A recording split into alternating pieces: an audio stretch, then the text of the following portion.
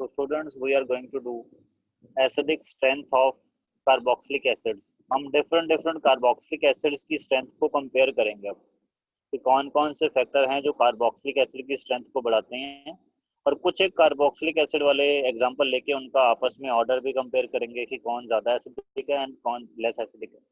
But इससे पहले एक टॉपिक हमारा रह गया छोटा सा, डिस्टिंक्शन वाला। First of all, distinction between formic acid and acetic acid. जो फॉर्मिक एसिड है वो रेस्ट ऑफ कार्बोक्सिलिक एसिड से थोड़ा सा डिफरेंट होता है।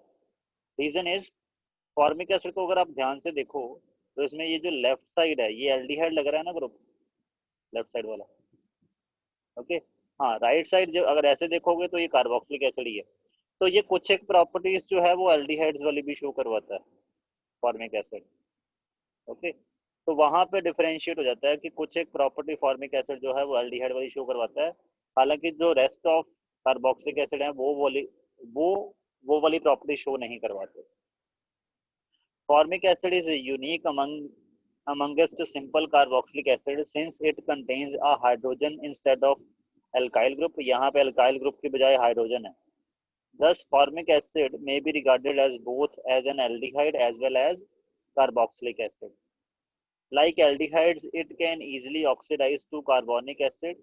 जैसे aldehydes को oxidize करके carbonic acid बनाया जा सकता है, similarly it can be oxidized to the carbonic acid, okay, which gives to give carbon dioxide and water. Hence formic acid act as a reducing agent. जैसे formic acid की oxidation बड़ी जल्दी हो जाती है। क्यों ऑक्सीडेशन जल्दी हो जाती है? क्योंकि एल्डिहाइड्स की भी ऑक्सीडेशन हमने पढ़ा था ना बहुत जल्दी हो जाती है। और जब भी फॉर्मिक एसिड की ऑक्सीडेशन होती है it is going to form carbonic acid. Formula क्या होता है कार्बोनिक एसिड का? H3CO3। ओके, ये आपका ये रहा आपके पास, ये रहा आपका formic acid. Okay, and it become the carbonic acid. यहाँ पे ऑक्सीजन ऐड हो गया कार्बन और हाइड्रोजन के बीच में इस साइड, तो ये कार्बोनिक एसिड बन गया। और कार्बोनिक एसिड आपको पता ही है, हम 10th क्लास से पढ़ते आते हैं कि कार्बोनिक एसिड और वाटर एंड कार्बन डाइऑक्साइड जो है they are in equilibrium with each other. तो होगा क्या, कार्बोनिक एसिड डिकम्पोज होकर कार्बन डाइऑक्साइड में वाटर बना लेगा। Okay, clear? And also like aldehydes it reduces Fehling solution. ये फैलिंग सॉल्यूशन को रिड्यूस कर देता है to red precipitate of cuprous oxide. Tollens reagent से सिल्वर मिरर टेस्ट देता है। Decolourises acidified KMnO4 solution, turns this potassium dichromate solution green, reduces mercuric salt to mercurous salt. ठीक है, ये सारे क्या है, ये सारे रिप्रेजेंट कर रहे हैं कि ये एज अ एल्डिहाइड बिहेव कर रहा है और इन सभी सब्सटेंसेस को रिड्यूस कर सकता है। Okay, clear? हाउएवर, बट ये पूरा का पूरा एल्डिहाइड्स को भी रिजेंबल नहीं करता, नहीं तो फिर गड़बड़ हो जाएगी ना ये, मतलब फिर तो एल्डिहाइड और फॉर्मिक एसिड में डिस्टिंक्शन करना मुश्किल हो जाएगा। Unlike aldehyde, formic acid do not form an oxime. ये ऑक्साइम नहीं बनाता। आपको पता है एल्डिहाइड जो है वो ऑक्साइम भी बनाते हैं, हाइड्रोजोन भी बनाते हैं, फिनाइल हाइड्रोजोन भी बनाते हैं, 2,4-DNP टेस्ट भी देते हैं, एंड सेमी कार्बाजोन भी बनाते हैं। ओके, बट जो फॉर्मिक एसिड है वो ये चीज, ये सारी रिएक्शन नहीं करवाता। मतलब कंप्लीटली एल्डिहाइड को भी नहीं रिजेंबल करता, पार्शली एल्डिहाइड को रिजेंबल करता है, और यही इसमें यूनिकनेस है। ओके, अदरवाइज हमें एल्डिहाइड और फॉर्मिक एसिड में डिस्टिंक्शन करना मुश्किल हो जाएगा, और वो होता भी है। तब हम पता लगाने के लिए कि कहीं फॉर्मिक एसिड तो नहीं है ये जो एल्डिहाइड के टेस्ट दे रहा है, ये फॉर्मिक एसिड होने की वजह से तो नहीं दे रहा, उस टाइम हम क्या करते हैं, इस एसिड का एक आधा ये वाला टेस्ट करवा लेते हैं। जैसे 2,4-DNP टेस्ट बड़ा मशहूर होता है लेबोरेटरी में, ये करवा लेते हैं। अगर ये 2,4-DNP टेस्ट दे दिया इट मीन एल्डिहाइड है, अगर नहीं दिया बट ये वाले बाकी रिएक्शन दे रहा था इट मीन वो पक्का का फॉर्मिक एसिड है। Okay, so this is how you distinguish between formic acid and other carboxylic acid। इसमें एसिटिक एसिड लिखा हुआ ना, आप अदर किसी और के साथ भी देख सकते हो। ओके, उनके लिए भी यही डिस्टिंक्शन टेस्ट लगेंगे। नेक्स्ट है distinction between phenols and carboxylic acid. Phenol और कार्बोक्सिलिक एसिड को कैसे डिस्टिंगेट कर सकते हो आप? सबसे पहला है सोडियम बाइकार्बोनेट टेस्ट। आपको पता है कार्बोक्सिलिक एसिड जब भी सोडियम हाइड्रोजन कार्बोनेट के साथ रिएक्ट करेंगे they are going to produce carbon dioxide water, और ये ब्रिस्क एफर्वेसेंस से निकलती है carbon dioxide. But phenols are not as that much acidic as that of carboxylic acid. Phenol इतने ज्यादा एसिडिक तो होते नहीं है। तो फिनोल्स के केस में ये वाली रिएक्शन नहीं होती। इट मींस फिनोल में अगर आप सोडियम हाइड्रोजन कार्बोनेट का सोल्यूशन डालोगे तो उसमें ब्रिस्क एफर्वेसेंस नहीं आएगी। तो अगर आपके पास कोई मटेरियल है जिसमें आपको डाउट है कि ये कार्बोक्सिलिक एसिड या फिनोल में से एक है, ओके, और आपने अपना डाउट क्लैरिफाई करना है, तो कैसे करोगे? You will use sodium bicarbonate to test it. Okay, कैसे टेस्ट करोगे? सोडियम बाइकार्बोनेट डाला, अगर ब्रिस्क एफर्वेसेंस आ गई वो कार्बन डाइऑक्साइड की आएगी। इट मींस कि आपका जो गिवन कंपाउंड है वो कार्बोक्सिलिक एसिड वाला ग्रुप है उसमें। अगर नहीं हुआ ऐसा तो इट मींस वो फिनोल है। नेक्स्ट है ferric chloride test. Ferric chloride test जो है फिनोल के लिए हम पढ़ चुके हैं कि फिनोल जो है फेरिक क्लोराइड के साथ मिलके, फिनोल जो है वो फेरिक क्लोराइड के साथ मिलके वायलेट कलरेशन शो करता है। रिएक्शन क्या है ये आप फिनोल के टेस्ट में देख लेना। ओके, वायलेट कलरेशन का शो करता है क्योंकि ये वायलेट कलर का कंपाउंड बनाता है। ओके, बट जब फेरिक क्लोराइड कार्बोक्सिलिक एसिड के साथ रिएक्ट करता है तो it gives coloured precipitate, buff coloured precipitate देता है। Okay, when treated with the neutral ferric chloride solution, for example acetic acid give a buff color precipitate। इसके case में आपको ब्लू वायलेट कलरेशन नहीं दिखेगी, सॉरी ब्लू या violet नहीं दिखेगी colouration, you will get buff coloured precipitate, okay, of ferric acetate। So this is how you will distinguish between phenol and carboxylic acid। Okay, now we are going to start our today's topic, that is acidic strength of carboxylic acids।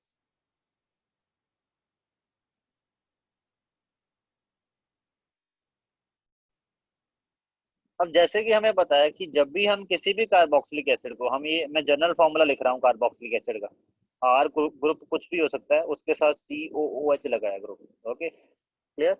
ये जो carboxylic acid है जब भी इसको water में dissolve करते हैं तो क्या बनाता है, ये आपको पता है, ये अपना H पॉजिटिव आयन लूज कर देता है और वाटर को दे देता है। वाटर से बन जाता है हाइड्रोनियम आयन और ये वाला जो है ये बन जाता है कार्बोक्सिलेट आयन। ओके, और ये एक इक्विलिब्रियम रिएक्शन है, तो इसलिए इस इक्विलिब्रियम रिएक्शन का कोई ना कोई इक्विलिब्रियम कांस्टेंट भी होगा। इक्विलिब्रियम कांस्टेंट क्या होता है? Concentration of products divided by concentration of reactants raise to power their coefficient. हालांकि सभी के कोफिशिएंट 1 1 ही है, तो यहाँ पे हमने कोई भी कॉफी 1 1 दिखाने की जरूरत ही नहीं।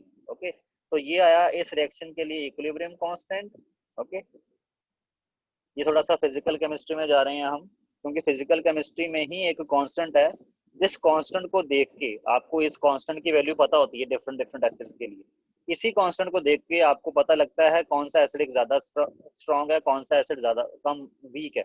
ओके, फैक्टर्स कौन से हैं वो तो हम आगे पढ़ेंगे, बट ये जो कांस्टेंट है इसको भी थोड़ा सा स्टडी करना पड़ेगा हमें, क्योंकि आगे आपको ये टर्म्स लिखी नजर आएंगी। और वाटर जो है, वाटर हम हमेशा एक्सेस में लेते हैं ऐसी रिएक्शंस में। जब भी आप सोल्यूशन बनाते हो किसी कार्बोक्सिलिक एसिड का, वाटर उसमें एक्सेस में होता है। ओके, तो इसलिए वाटर एक्सेस में है तो इसकी कंसंट्रेशन को कांस्टेंट ही बोलो। ये ऑलमोस्ट कांस्टेंट ही है, ये वेरी तो करेगी नहीं, और इसको उधर जाके मल्टीप्लाई करवा दो, ये बन जाएगा आपके पास नई इक्वेशन। ओके, और constant multiply by the constant will be a new constant. तो उस कांस्टेंट को क्या लिखते हैं? Ka। Okay, and Ka is called as the dissociation constant of acid, क्योंकि ये आपको दिखाएगा कि जितना ज्यादा वैल्यू होगा Ka का, इसका मतलब क्या है, ये वाला जो एसिड है वो उतना ही ज्यादा राइट हैंड साइड वाला रिएक्शन शो करवाएगा, मींस उतना ही ज्यादा डिसोसिएट होगा। और जितना ज्यादा डिसोसिएट होगा उतने ही ज्यादा H पॉजिटिव आयन प्रोड्यूस करेगा। इट मींस उतना ही ज्यादा आपका जो कार्बोक्सिलिक एसिड आपने लिया है वो उतना ही ज्यादा स्ट्रॉन्ग एसिड है। Ka is dissociation constant of acid. और Ka को सिर्फ एक फैक्टर है जो वेरी करवा सकता है, वो है टेम्परेचर।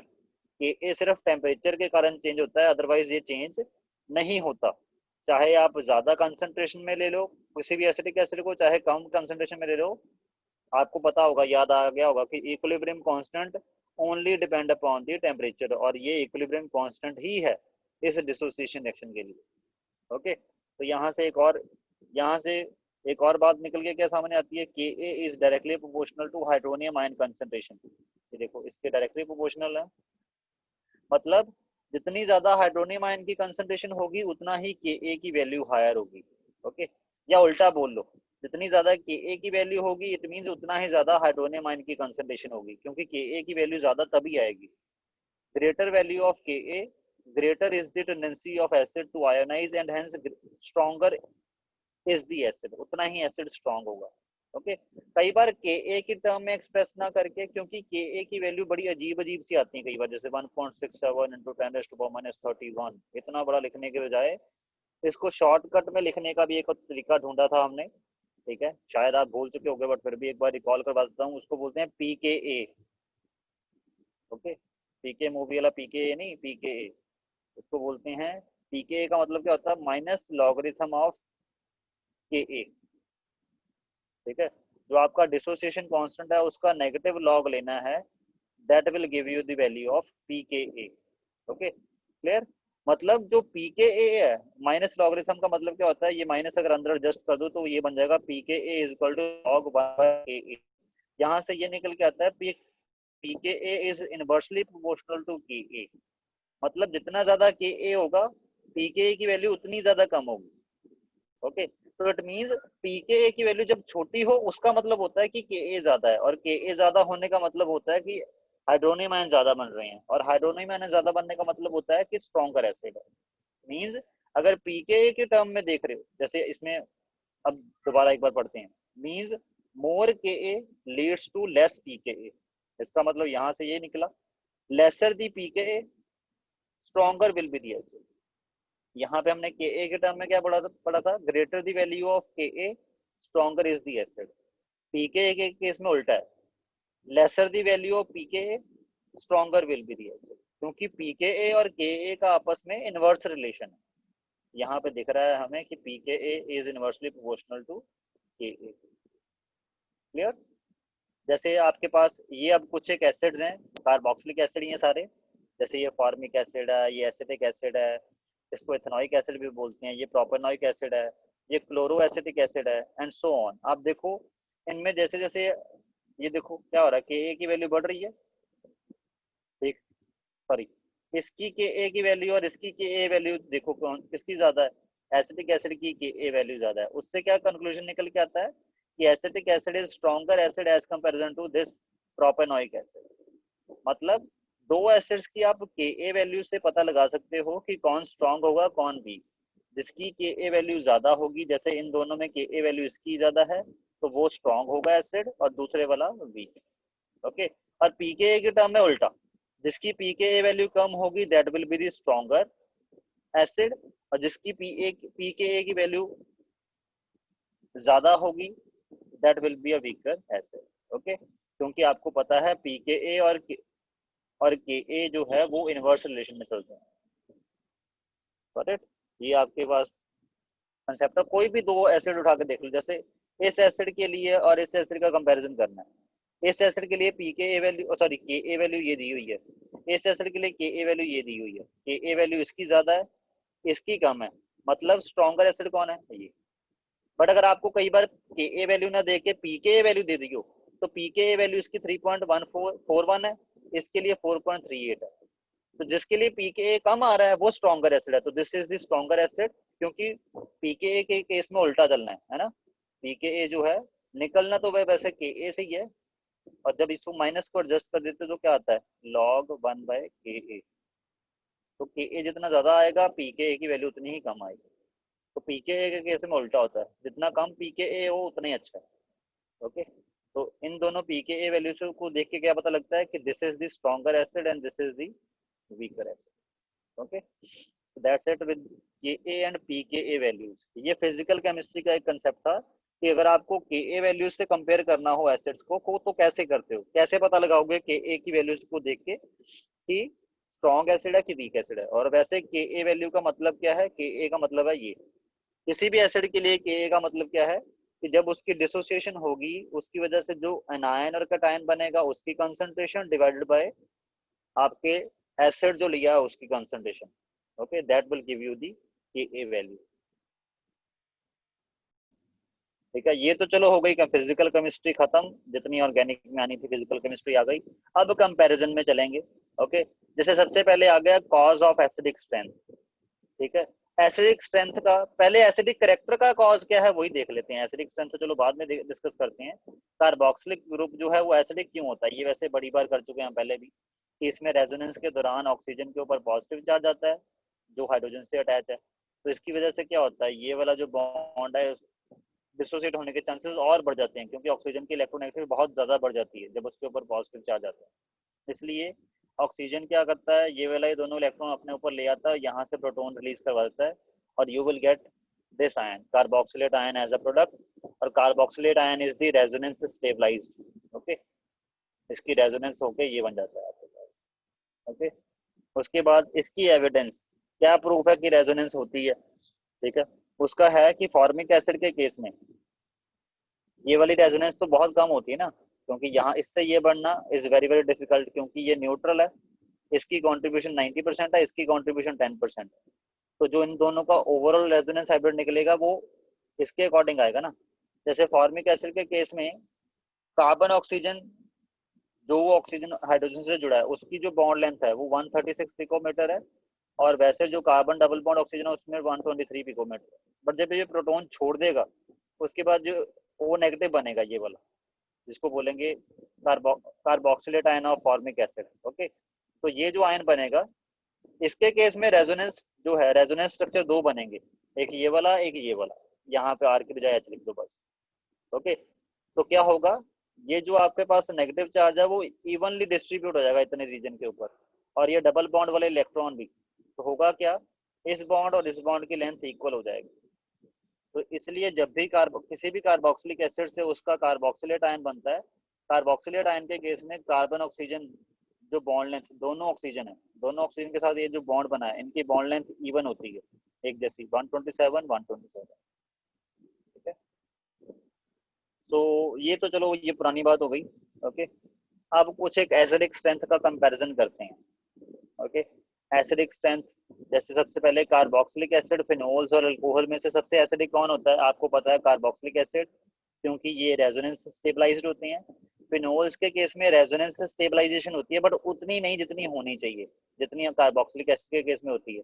और अल्कोहल्स के केस में तो रेजोनेंस स्टेबलाइजेशन होती नहीं है, ये भी पुराना कंसेप्ट ही है। जैसे अगर मैं कंपेयर करूं बेंजोइक एसिड को, उसका जो कार्बोक्सिलेट आयन बनता है ये वाला बेंजोइक एसिड का, वो रेजोनेंस स्टेबलाइज्ड है। Okay, clear. और दो जो रेजोनेंस स्ट्रक्चर बन रहे हैं उन दोनों की 50-50% कॉन्ट्रीब्यूशन होती है। तो इसका जो ओवरऑल रेजोनेंस हाइब्रिड बनेगा that will be like this. Okay, clear. But phenoxide ion जो फिनोल से बनता है after removal of H positive ion, ये जब रेजोनेंस करवाता है उसमें ये वाले रेजोनेंस स्ट्रक्चर बनते हैं, बट इन रेजोनेंस स्ट्रक्चर की कंट्रीब्यूशन ऑलमोस्ट नेग्लिजिबल ही है। क्यों नेग्लिजिबल है, ऐसा नहीं हो सकता कि ऑक्सीजन से नेगेटिव चार्ज जो है वो कार्बन अपने ऊपर ले जाए। यहाँ पे ऑक्सीजन पे नेगेटिव चार्ज नहीं रहा, यहाँ पे कार्बन पे नेगेटिव चार्ज आ रहा है, it is very very rare case. तो ये वाली इनकी कंट्रीब्यूशन हो गई जीरो। तो इट मींस ऑलमोस्ट ऑक्सीजन का जो नेगेटिव है उसकी डीलोकलाइजेशन होती ही नहीं है, और डीलोकलाइजेशन अगर नहीं होगी नेगेटिव चार्ज की तो स्टेबिलिटी नहीं बढ़ेगी। तो फिनोक्साइड आयन के केस में स्टेबिलिटी इतनी नहीं बढ़ती, और रेजोनेंस के केस में तो जमा ही नहीं बढ़ती। क्यों, क्योंकि इसके केस में तो रेजोनेंस नामात्र भी नहीं होती, इसके लिए नामात्र तो होती है। ओके, इसके केस में हालांकि जैसे इनके केस में डीलोकलाइजेशन सबसे बेटर है, नेगेटिव चार्ज की डीलोकलाइजेशन सबसे बेटर होती है इसमें। ओके, इसके केस में नेग्लिजिबल अमाउंट ऑफ डीलोकलाइजेशन होती है, इसमें तो होती ही नहीं है। तो इसलिए जो अल्कोहल्स हैं, अल्कोहल्स का जो एल्कोक्साइड बनता है, आपको पता है अल्कोहल अगर अपना H पॉजिटिव आयन छोड़ देगा तो क्या बनेगा, एल्कोक्साइड आयन। ओके, और एल्कोक्साइड आयन अगर स्टेबल नहीं है तो ये कभी बनेगा ही नहीं। इट मींस अल्कोहल अल्कोहल लेना ही पसंद करेगा।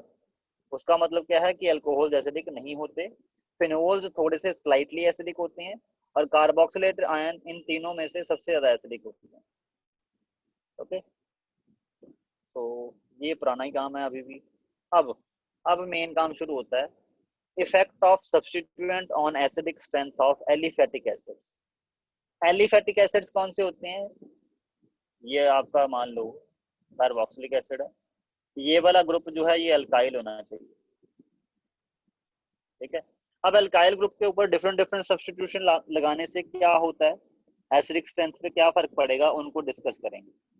ओके, अगर आपका जो कार्बोक्सिलिक एसिड का ग्रुप है उसके ऊपर इलेक्ट्रॉन विड्रॉइंग ग्रुप लगा है, ये जो अल्काइल ग्रुप लगा है ये ऐसा है जो इलेक्ट्रॉन विड्रॉ करता है, उसमें ऐसा कुछ सब्स्टिट्यूशन हो रखा है, तो होगा क्या, इलेक्ट्रॉन विड्रॉइंग की वजह से ये नेगेटिव चार्ज जो आएगा कार्बोक्सिलेट आयन बनने के बाद जब ये प्रोटॉन छोड़ देगा तो इसकी स्टेबलाइजेशन हो जाएगी। तो इलेक्ट्रॉन विड्रॉइंग ग्रुप जो है वो क्या करता है, वो कार्बोक्सिलेट आयन जो बनना है after removal of H positive ion उसकी स्टेबलाइजेशन करता है, और उसकी स्टेबलाइजेशन करता है इसलिए इलेक्ट्रॉन विड्रॉइंग ग्रुप जो है वो एसिडिटी को बढ़ा देंगे कार्बोक्सिलिक एसिड। क्योंकि किसी भी रिएक्शन में याद रखना, ये इसके लिए नहीं हो रहा, बाकियों के लिए भी जनरल बात आई कि अगर कोई रिएक्शन है उसमें रिएक्टेंट से प्रोडक्ट बनना है, प्रोडक्ट ज्यादा स्टेबल है रिएक्टेंट से तो फटाफट होता है ये रिएक्शन। जितना ज्यादा प्रोडक्ट स्टेबल होता जाएगा उतनी ही रिएक्शन की स्पीड बढ़ती जाएगी।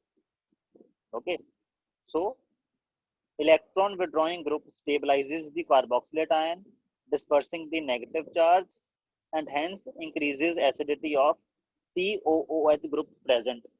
Okay, and electron donating group क्या करेंगे, वो उल्टा इफेक्ट क्रिएट कर देंगे, वो नेगेटिव चार्ज जो कार्बोक्सिलेट आयन बनना है उसको और नेगेटिव करते रहेंगे, जिसकी वजह से वो कार्बोक्सिलेट आयन डीस्टेबलाइज हो जाएगा। Okay, electron donating group destabilizes the carboxylate ion by intensifying the negative charge and hence decreases the acidity of carboxylic group present on such type of molecule. Okay, अब जैसे कुछ एक acidic strength का comparison कर रहे हैं, इसमें देखो COOH जो ग्रुप है वो H से जुड़ा है, H जो है वो प्लस आई इफेक्ट शो नहीं करता।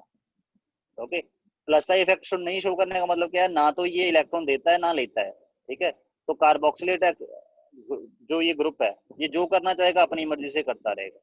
इसके केस में methyl group plus I effect से इलेक्ट्रॉन देगा, उसकी वजह से क्या करेगा, ये इसके ऊपर इलेक्ट्रॉन डेंसिटी बढ़ती जाएगी तो प्रोटॉन निकलना मुश्किल हो जाएगा।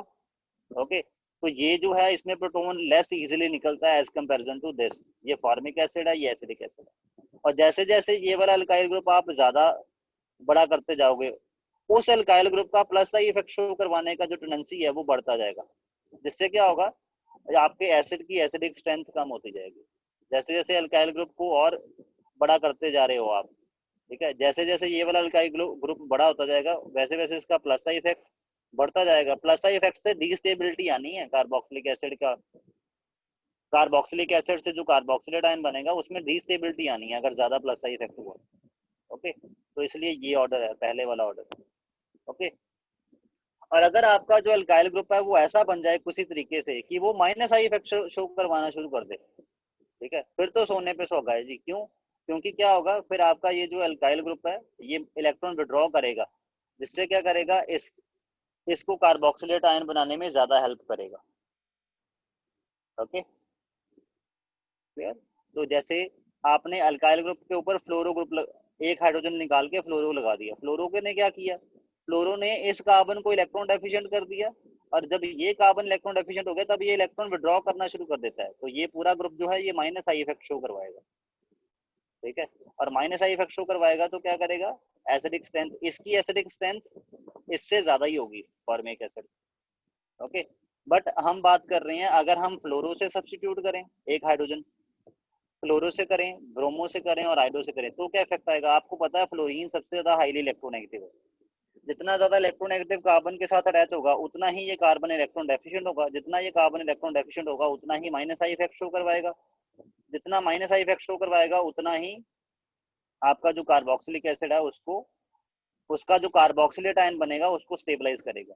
क्लोरीन की इलेक्ट्रोनेगेटिविटी कम है तो इसलिए ये पूरा जो अल्काइल ग्रुप है इसका माइनस आई इफेक्ट थोड़ा सा कम है। ठीक है, पर माइनस आई इफेक्ट जितना ज्यादा हो उतना ही अच्छा है, इसमें कम है, इसकी वजह से क्या होगा, it will be less acidic as comparison to this. इसमें और तो कम है, इसमें और कम है। ओके, उसके बाद है अगर आप नंबर ऑफ, जैसे ये हाइड्रोजन सारे के सारे हाइड्रोजन अगर रिप्लेस कर दो किसी इलेक्ट्रोनेगेटिव एटम से फिर तो इस कार्बन की और इलेक्ट्रोनेगेटिविटी बढ़ जाएगी। ओके, तो जितने ज्यादा आप सब्स्टिट्यूशन कराओगे हाइड्रोजन की विद द इलेक्ट्रोनेगेटिव एटम्स उतना ही ये कार्बन ज्यादा इलेक्ट्रोनेगेटिव होगा, उतना ही ज्यादा इसका माइनस आई इफेक्ट होगा, उतना ही ज्यादा स्टेबल आपका, उतना ही एसिडिक आपका एसिडिक एसिड क्या बोलते हैं कार्बोक्सिलिक ग्रुप होता जाएगा, क्योंकि ये माइनस आई इफेक्ट ज्यादा करवाएगा। इसमें माइनस आई इफेक्ट थोड़ा कम हो जाएगा क्योंकि इसमें दो ही क्लोरीन है, इसमें एक ही क्लोरीन है, इसमें कोई भी क्लोरीन नहीं है, तो इसमें उल्टा प्लस आई इफेक्ट शो करवाना है जिसकी वजह से डीस्टेबिलिटी आ जानी है। ओके, तो इसलिए इनका ऑर्डर ऐसा है। ओके, उसके बाद आता है कि कार्बन अल्काइल ग्रुप जो है उसके उसका जो कार्बन डायरेक्टली लिंक्ड है, जिसको हम अल्फा कार्बन बोलते हैं। अगर उसके ऊपर क्लोरीन हो तो और बढ़िया, क्योंकि अगर इसके ऊपर क्लोरीन होगा तो ये इस कार्बन को इलेक्ट्रॉन डेफिशिएंट करेगा। जितना ये इलेक्ट्रॉन डेफिशिएंट होगा कार्बन, तो क्या होगा, उतना ही इलेक्ट्रॉन ज्यादा विड्रॉ करेगा, तो माइनस आई इफेक्ट इसका बहुत ज्यादा है। बट अगर ये क्लोरीन यहाँ से फर्स्ट वाले कार्बन से निकाल के हम क्या करें, यहाँ पे ना लगा के यहाँ लगाते, तो होगा क्या, ये क्लोरीन इस कार्बन को इलेक्ट्रॉन डेफिशिएंट करेगा, उसके बाद ये वाला क्लोरीन इसको करेगा। मतलब इसके ऊपर जितना इलेक्ट्रॉन डेफिशिएंसी इस केस में आता है उतना नहीं आएगा ना, क्योंकि ये कार्बन उतना ज्यादा इलेक्ट्रोनेगेटिव थोड़े ना है जितना क्लोरीन है, अगर वो डायरेक्टली लिंक होता है। तो इसकी वजह से नो डाउट ये वाला ग्रुप भी minus I effect he show करेगा, बट इसका जो कार्बन डायरेक्टली लिंक्ड है वो इतना ज्यादा इलेक्ट्रोनेगेटिव नहीं हो पाया, इसलिए इसका माइनस आई इफेक्ट थोड़ा सा कम है। और ये क्लोरीन जितना दूर जाता जाएगा उतना ही आपके अल्काइल ग्रुप का माइनस आई इफेक्ट कम होता जाएगा, जिसकी वजह से क्या होगा, इसकी एसिडिक स्ट्रेंथ और कम है एज कंपेरिजन टू दिस, और इसकी कम है as comparison to this. Okay, उसके बाद अगर आपका अल्काइल ग्रुप हो बेंजीन, तो बेंजीन के केस में this is the benzene, you know very well, benzene जो है वो अपना कौन सा इफेक्ट शो करवाता है, प्लस आर इफेक्ट शो करवाता है, मतलब इलेक्ट्रॉन देता है वाया रेजोनेंस। अगर इसकी रेजोनेंस एक मैं बनाऊ दूं तो वो ऐसे ही बनेगी,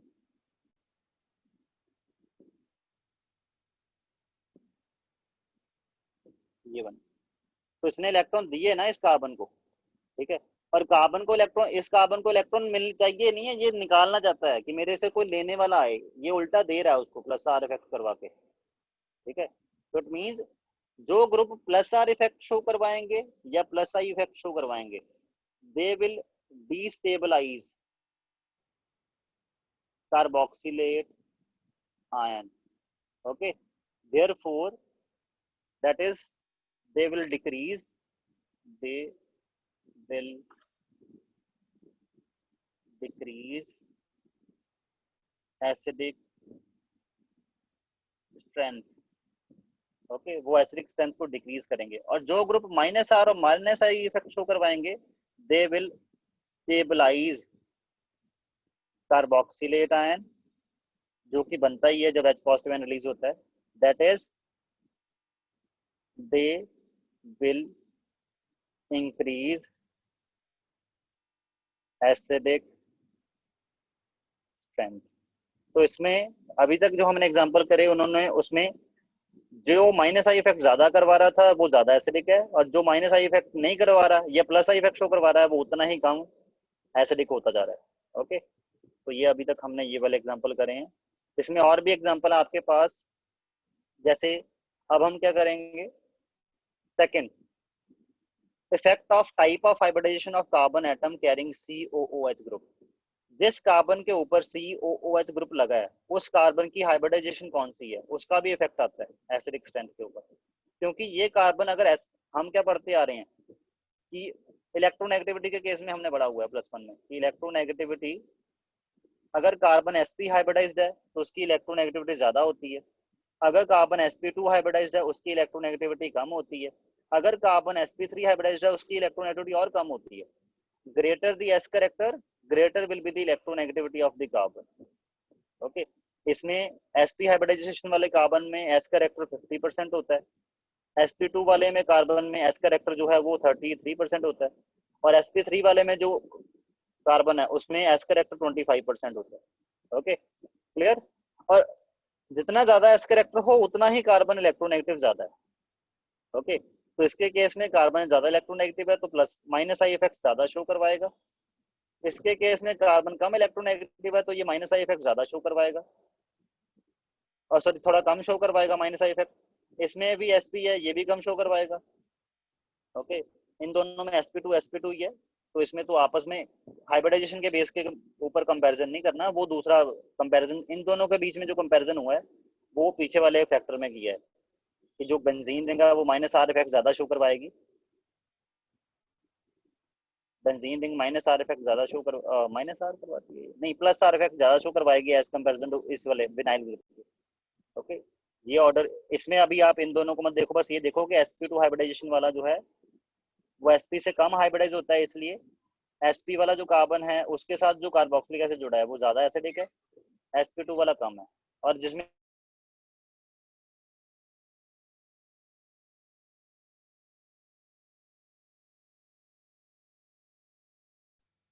अब जो वॉइस डिस्कनेक्ट हो गई थी वो वाला पार्ट दोबारा समझा रहा हूँ। माइनस आर और माइनस आई इफेक्ट क्या करते हैं, ये इलेक्ट्रॉन विड्रॉ करेंगे किससे, कार्बोक्सिलिक एसिड से। अगर ये कार्बोक्सिलिक एसिड से इलेक्ट्रॉन विड्रॉ करेंगे, इट मींस मैंने क्या बोला, वो वाला ग्रुप जो कार्बोक्सिलिक एसिड से इलेक्ट्रॉन विड्रॉ करेगा, इलेक्ट्रॉन विड्रॉइंग ग्रुप जो ग्रुप होगा, वो क्या करेगा, वो कार्बोक्सिलेट आयन को उतना ही ज्यादा स्टेबलाइज करेगा। जितना ज्यादा स्टेबलाइज करेगा मतलब उतना ही आपका जो कार्बोक्सिलिक एसिड है वो ज्यादा एसिडिक होगा। और प्लस आर और प्लस आई इफेक्ट जो शो करवाएंगे, they will destabilize the carboxylate ion, hence they will decrease the acidic strength. Okay, मतलब आगे भी ये आप ये वाले फैक्टर आने वाले हैं, इसलिए मैंने उसका अकॉर्डिंग पहले आपको बता दिया। ठीक, अब जैसे अभी तो हम अल्काइल कार्बोक्सिलिक एसिड्स में ही चल रहे हैं, जिनमें अल्काइल ग्रुप हो, जिनमें ये वाला जो आर ग्रुप है जो COOH से जुड़ा ये वाला आर, ये अल्काइल हो। ओके, अभी अल्काइल के अकॉर्डिंग चल रहे हैं।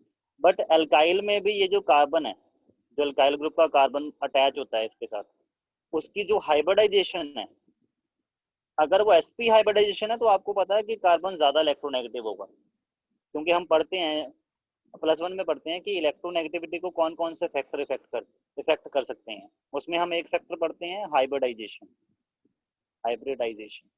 ओके, जैसे कार्बन अगर sp हाइब्रिडाइज्ड है तो वो ज्यादा इलेक्ट्रोनेगेटिव होगा, कार्बन अगर sp2 हाइब्रिडाइज्ड है वो कम इलेक्ट्रोनेगेटिव होगा, और कार्बन अगर sp3 हाइब्रिडाइज्ड है तो वो लीस्ट इलेक्ट्रोनेगेटिव होगा, अगर इन तीनों का कंपैरिजन किया जाए। क्यों?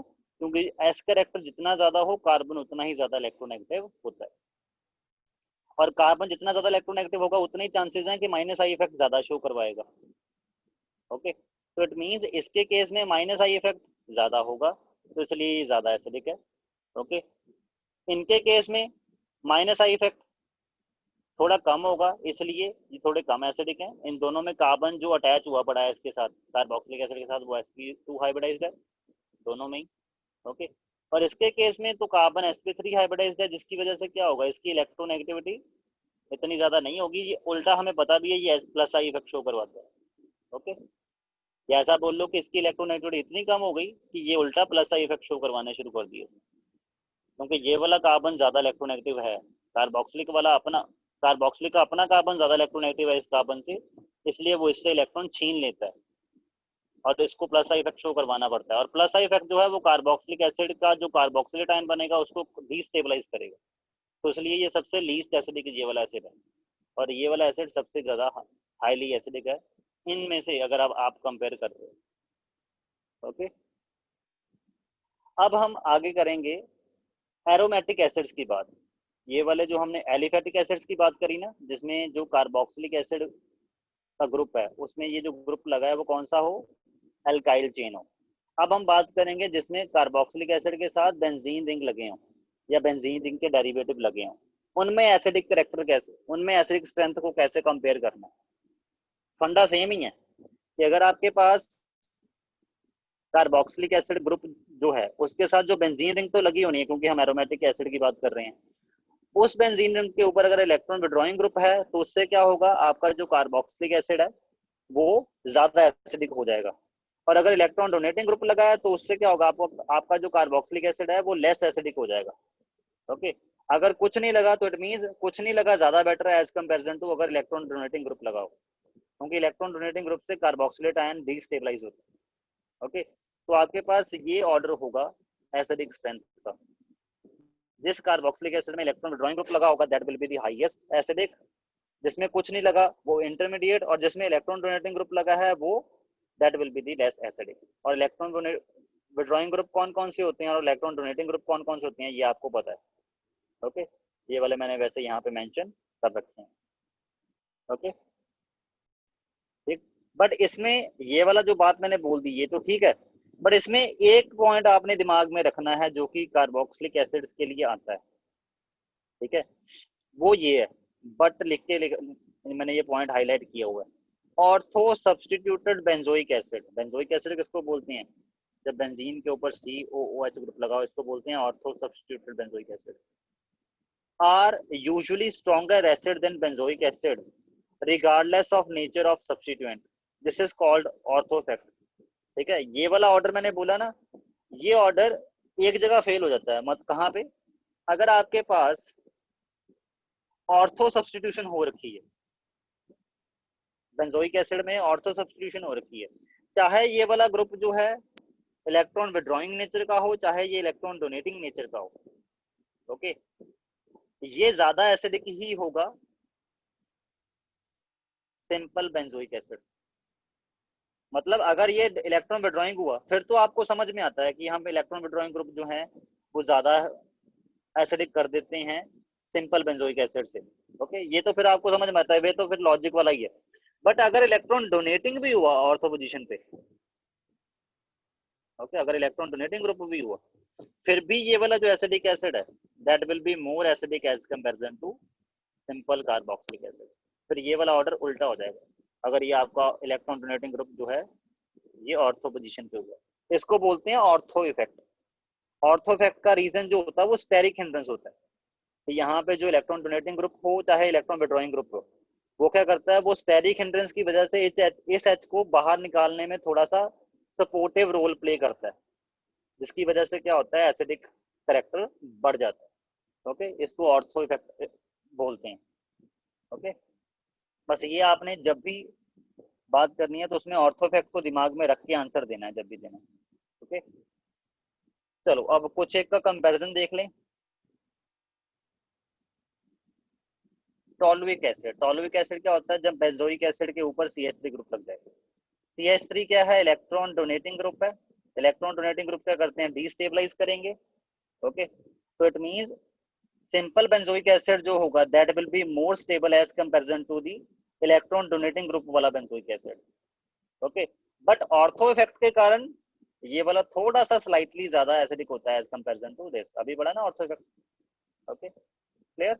और ये इलेक्ट्रॉन डोनेटिंग ग्रुप क्यों है CH3, क्योंकि ये दो तरह के इफेक्ट शो करता है, हाइपर कॉन्जुगेशन इफेक्ट शो करता है ये, और ये प्लस आई इफेक्ट शो करता है। हाइपर कॉन्जुगेशन से भी होता क्या है, ये इलेक्ट्रॉन देगा बेंजीन रिंग को, बेंजीन रिंग देगी इसको, जिससे क्या होगा, इसको इंटेंसिफाई कर रहा है नेगेटिव चार्ज में, ओके, क्लियर। तो इसलिए ये वाला ऑर्डर आपको क्लैरिफाई हो गया पहला। Second, salicylic acid.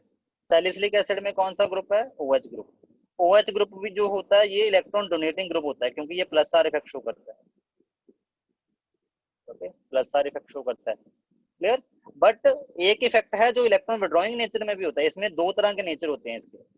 अगर इसने रेजोनेंस इफेक्ट शो करवाना है तो वो प्लस आर वाला करवाएगा, अगर इंडक्टिव इफेक्ट शो करवाना है तो वो माइनस आई करवाएगा।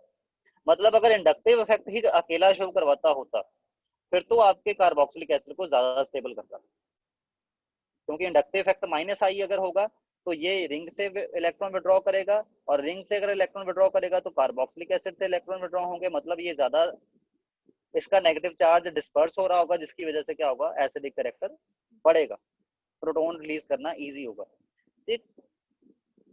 तो अब इसमें देखते हैं एसिडिक करेक्टर। तो आपके पास ये वाला सबसे पहले नंबर पे क्यों आया, ऑर्थो इफेक्ट की वजह से, ओके, क्लियर। उसके बाद आना चाहिए था इसको, उसके बाद आना चाहिए था इसको, उसके बाद आना चाहिए था इसको, जैसे इसमें आया है ना। बट एक्चुअल में तो इसमें ऑर्डर, ये इन दोनों का आपस में ऑर्डर चेंज हो रखा है जैसे इसमें था। क्यों, क्योंकि आपको पता है मेटा पोजीशन पे अगर कोई ग्रुप लगा हो वो रेजोनेंस में पार्टिसिपेट नहीं करता, अगर वो रेजोनेंस में पार्टिसिपेट नहीं करता तो उस टाइम तो प्लस आर इफेक्ट वो शो करवाए चाहे ना करवाए, हमें कोई फर्क ही नहीं पड़ता, ठीक है। तो ये सिर्फ माइनस आई इफेक्ट शो करवाएगा, और अगर माइनस आई इफेक्ट शो करवाएगा मेटा पोजीशन पे तो उससे तो हमारा फायदा ही है। माइनस आई इफेक्ट शो करवाने से क्या होगा, ये बेंजीन से इलेक्ट्रॉन विड्रॉ करेगा, बेंजीन से इलेक्ट्रॉन विड्रॉ करेगा तो वो COH से विड्रॉ करेगी और यहाँ से प्रोटॉन निकालना इजी हो जाएगा। तो इसलिए इन दोनों में से ज्यादा एसिडिक कौन है, ये। क्यों, क्योंकि इसमें OH ग्रुप लगा है कौन सी पोजीशन पे, मेटा पोजीशन पे, जहां पे प्लस आर इफेक्ट तो शो ही नहीं होगा उसका। OH group plus are effect ortho position पे शो कर सकता है या पैरा पोजीशन पे शो कर सकता है। पैरा पोजीशन वाले को तभी तो हमने सबसे एंड में रखा है क्योंकि यहाँ पे अपना प्लस आर इफेक्ट शो करेगा, जिससे इलेक्ट्रॉन देगा, जिससे ये जो कार्बोक्सिलेट आयन बनेगा वो डिस्टेबलाइज हो जाएगा, जिसकी वजह से ये लेस एसिडिक होगा, इसलिए सबसे एंड में इसको रखा है। बट मेटा वाले को बेंजोइक एसिड से भी आगे रखने का रीजन क्या है, इसका जो OH है ये सिर्फ माइनस आई इफेक्ट शो करवाएगा, जिसकी वजह से क्या होगा, इलेक्ट्रॉन विड्रॉ होंगे और अगर इलेक्ट्रॉन विड्रॉ होंगे तो ये ज्यादा एसिडिक होगा as comparison to simple benzoic acid. इसका यहाँ पे आने का रीजन आपको पता ही है, वो क्या है, वो ऑर्थो इफेक्ट है। ओके, अब नेक्स्ट में आपके पास क्या है, ऑर्थोमेथॉक्सी बेंजोइक एसिड, मतलब मेथॉक्सी बेंजोइक एसिड। मेथॉक्सी में क्या होगा, आपके बेंजोइक एसिड पे कौन सा सब्स्टिट्यूट लगा होगा, मेथॉक्सी, इसको बोलते हैं मेथॉक्सी। और मेथॉक्सी वाला भी क्या करता है, ये प्लस आर इफेक्ट शो करवाता है और माइनस आई इफेक्ट शो करवाता है।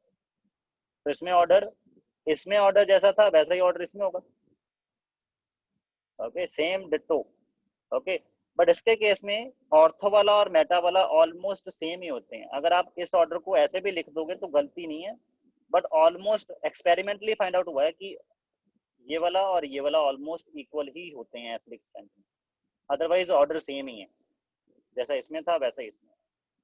Okay, clear. बट अगर सैलिसिलिक एसिड और ऑर्थोबेंजोइक एसिड में अब आपस में कंपेयर करें कि इन दोनों में से कौन ज्यादा एसिडिक कौन कम एसिडिक, अगर इन दोनों का ऑर्डर देखें आपस में, तो आपका orthosalicylic acid is more acidic as comparison to orthomethoxybenzoic acid. But why, उसका रीजन है इंट्रामोलिकुलर हाइड्रोजन बॉन्डिंग। इसके केस में जब ये यहाँ से H पॉजिटिव आयन निकाल देता है तो इसका जो आयन बनता है कार्बोक्सिलेट आयन, वो ऐसा बनता है। कार्बोक्सिलेट आयन, उसका स्ट्रक्चर बना रहा हूँ मैं एग्जैक्ट। यहाँ से H पॉजिटिव आयन रिलीज होने के बाद ये वाला कार्बोक्सिलेट आयन बन गया। ओके, ये वाला H और ये वाला O जो है क्या करवाते हैं, इंट्रामोलिकुलर H बॉन्डिंग शो करवाते हैं। ओके, जिसकी वजह से ये कार्बोक्सिलेट आयन ज्यादा स्टेबलाइज हो रहा है। ओके, अब आप बोलोगे कि नहीं सर फिर क्या हो गया, इसमें भी तो इंट्रामोलिकुलर H बॉन्डिंग शो हो सकती है। अरे H पॉजिटिव आयन जब ये निकल जाएगा उसके बाद की बात हो रही है। जब इसका H पॉजिटिव आयन निकलेगा तो क्या होगा इसके केस में, इसके केस में ये बना है और ये भी नेगेटिव है, ये भी नेगेटिव है, तो इसमें थोड़ी ना कोई H बॉन्डिंग बन रही है। ये जो कार्बोक्सिलेट आयन बन रहा है ये स्टेबलाइज नहीं हो रहा due to intramolecular H bonding ion, due to intramolecular H bonding. इसमें जो कार्बोक्सिलेट आयन बन रहा है after removal of proton from this, जो कार्बोक्सिलेट आयन बनेगा that will be H bonding stabilized. Okay, so that's why this is more acidic as comparison to this, उसका reason ये है। ओके, उसके बाद आपके पास है ये वाले कुछ एक एग्जांपल। ठीक है, अब ये नाइट्रो ग्रुप लगा है, NO2 ग्रुप, शॉर्ट फॉर्म है NO2, वैसे इसका इलेबोरेटेड स्ट्रक्चर ये है। ये माइनस आर और माइनस आई इफेक्ट शो करवाता है, फायदा है हमें, माइनस आर भी इलेक्ट्रॉन विड्रॉइंग है, माइनस आई भी इलेक्ट्रॉन विड्रॉइंग है। और माइनस आर इफेक्ट और माइनस आई इफेक्ट दोनों कब शो करवा पाएगा, जब ऑर्थो पे आए या तो पैरा पे आए। ठीक है, क्लियर।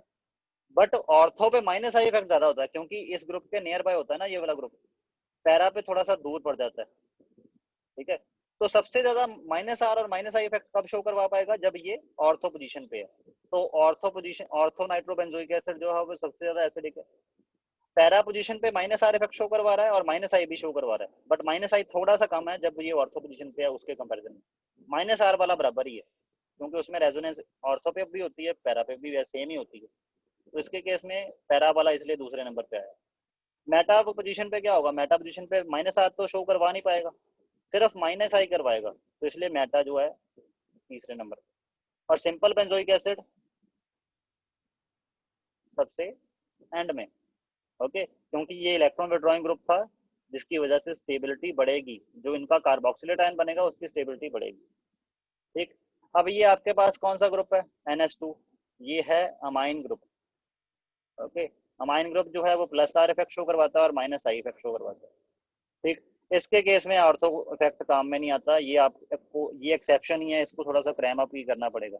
हालांकि ऑर्थो इफेक्ट खुद में एक एक्सेप्शन है, ये उसमें भी आगे एक्सेप्शन है। ओके, बस इसमें ऑर्थो इफेक्ट काम में नहीं आएगा, बस इतना याद रखना।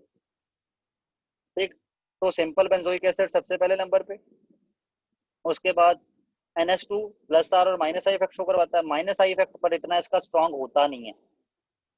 ओके, कि इतना ज्यादा इलेक्ट्रॉन विड्रॉइंग नेचर का होता नहीं है, तो इसकी वजह से क्या हुआ, ये आपके पास मेटा पहले नंबर पे आ गया। ऑर्थो पे जब आएगा तो क्या होगा, प्लस आर इफेक्ट शो करवा देगा। ओके, और मेटा पैरा पे जब आएगा, पैरा पे क्या होगा, पैरा पे जब आएगा उस टाइम क्या होगा, प्लस आर इफेक्ट शो करवाएगा, जिसकी वजह से एसिडिक स्ट्रेंथ कम होती है। ऑर्थो यहाँ पे इसका यहाँ आने का रीजन, एक रीजन मैं आपको बता सकता हूँ जो आपके थोड़े से दिमाग में अभी घुस सकता है, वो है ये जो कार्बोक्सिलिक एसिड है, इसका जो हाइड्रोजन है वो इसके साथ बाउंडेड होता है, जिसकी वजह से इसकी रिमूवल एच पॉजिटिव आयन के फॉर्म में डिफिकल्ट हो जाती है।